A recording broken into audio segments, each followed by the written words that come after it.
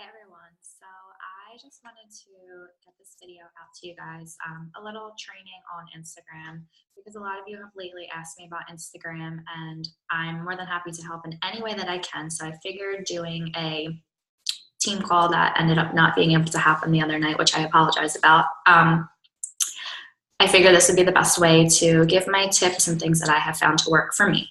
And again, I mean, these are things that I have found to work for me and my business, and it may be different for you, but for those of you asking, these are just the things that I would recommend, things that have worked for me, and for you to kind of dabble and play with to get your Instagram going. I know it can seem like one of those things that it's a bit time consuming and just one more thing to add to your plate, but I'm going to go over kind of how I fit this into my schedule without overwhelming myself. So, sorry, I'm just looking at my notes that I have. But, okay, so to start, think of, and even write this down, think of 3 to 5 things that make you, you, not health and fitness related.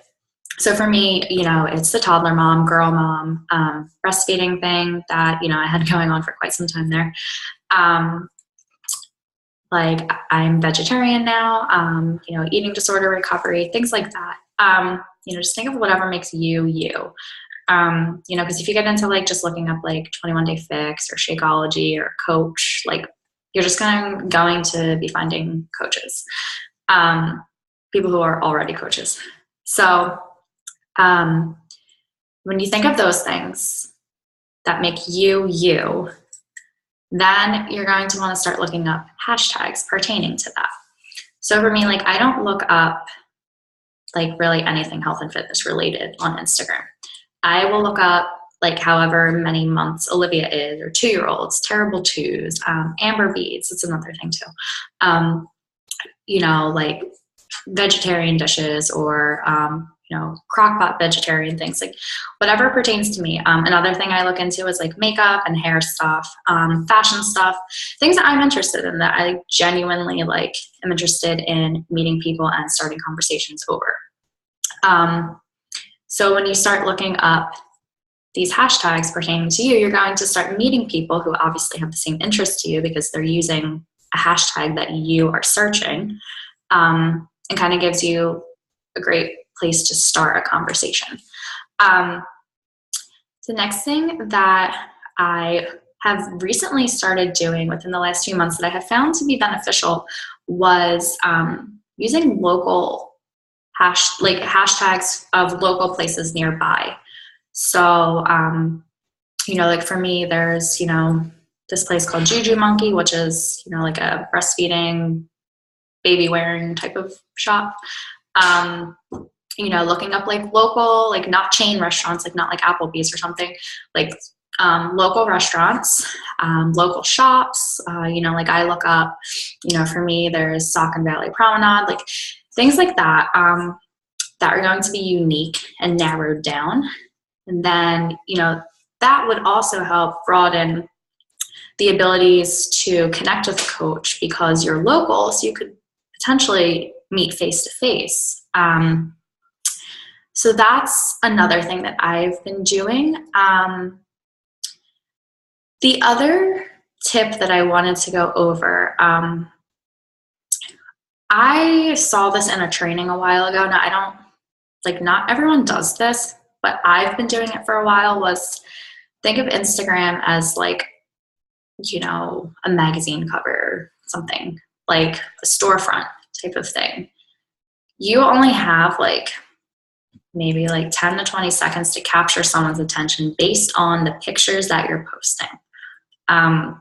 So for me, there's 3 columns of pictures on Instagram. I keep it like one column is all quotes, another column is all food, and another column is all pictures. Basically, they're my promo pictures of things that I've posted on my health and fitness like page or my Facebook page. And that has like my face on it, or if it's, Olivia, so people see that I'm a mom, pictures of Olivia and I, things like that. So they can actually get to see me. And then, like the quotes kind of give who I am as a person with type of ones that I'm posting, and then my food pictures, because everyone likes to know what you're eating, and food always attracts people's attention. So I have narrowed it down to 3 things that I post on Instagram. So I always know what I'm posting. I always know the order because I keep it, you know, magazine storefront like looking. I just feel like it looks cleaner, and they kind of just get the idea of what you're about and, you know, your interest, and if you would mesh. I saw a few other coaches doing that, and I was really attracted to their pages. So that kind of led me to try and do it.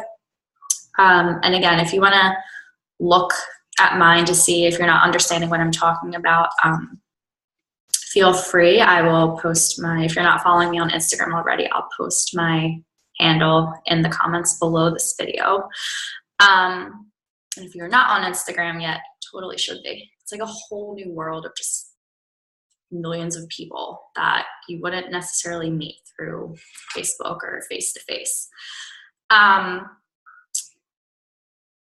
Okay. So the next thing was relationship building on Instagram. So for me, first of all, when you go to someone's page, make sure they're not a coach or an Herbalife rep or It Works person. Like, check out your audience. So you want to go through a little bit, make sure they're, you know, not promoting another product, you know, another like health and fitness related company type of product.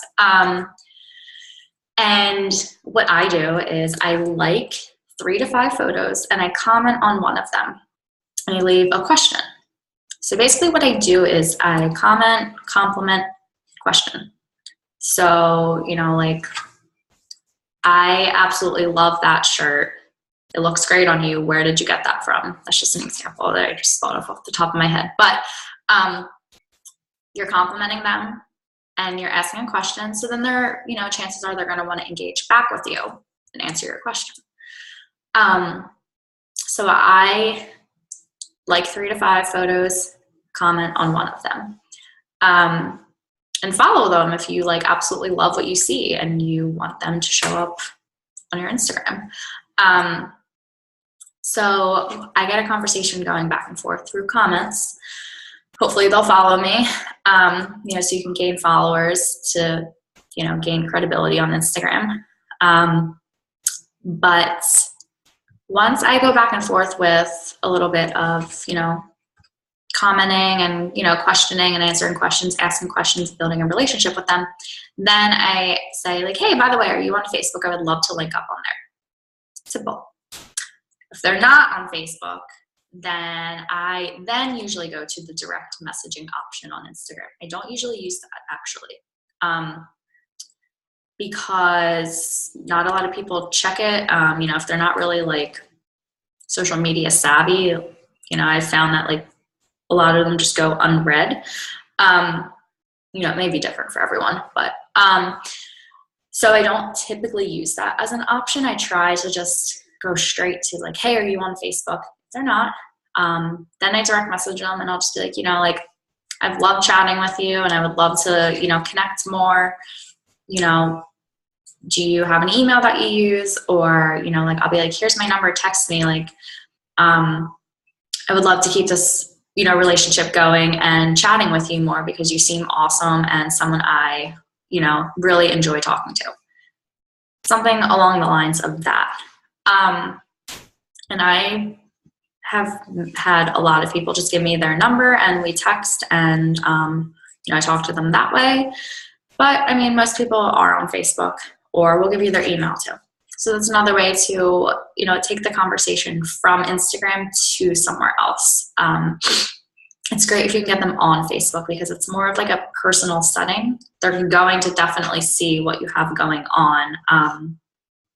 You know, Instagram's a little different than Facebook, so like you don't always see what people have going on.